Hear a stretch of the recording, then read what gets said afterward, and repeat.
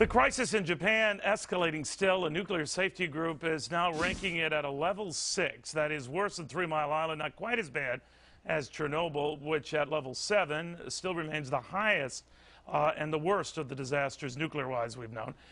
You heard that sentiment from a nuclear alarmist on this show yesterday. Fair and Balanced, Lehr says this is no Chernobyl. It's not even close. He's a science director over at the Heartland Institute. So, Jay, you think that this going nuclear against nuclear isn't sound? Explain.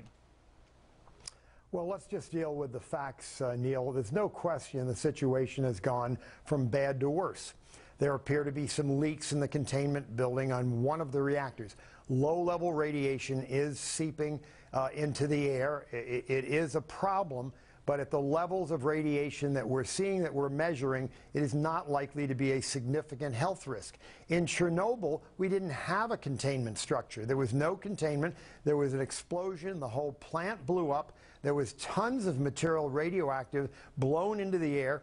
Much of it drifted downwind for hundreds of miles, and they initially thought that thousands of people would get cancer, and newborn children would be impacted. As the years went by, they found none of that, and when the UN came out with a report on Chernobyl in 2006, 20 years after the accident, in 1986, they determined that actually the total death toll at the accident was 50 between the fire and direct nuclear radiation.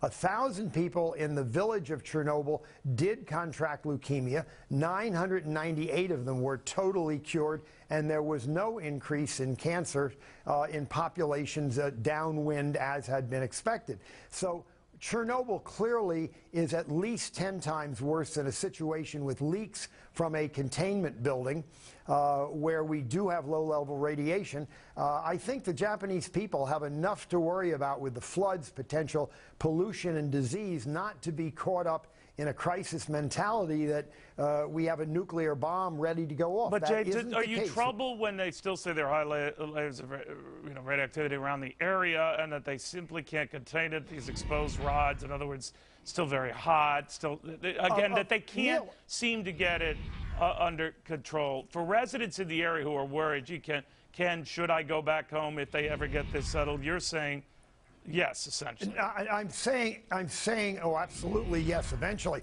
But I'm saying that definitely I am concerned. They can't get it under control. Nature will have its way. In a matter of days, it's going to cool down. Now, it may melt down to the bottom of the container. It may melt an inch into a 5-inch steel basement.